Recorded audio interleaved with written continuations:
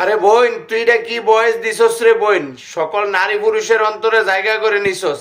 ভিডিওটা দেখে কথাগুলো শুনে যান কি বলছে।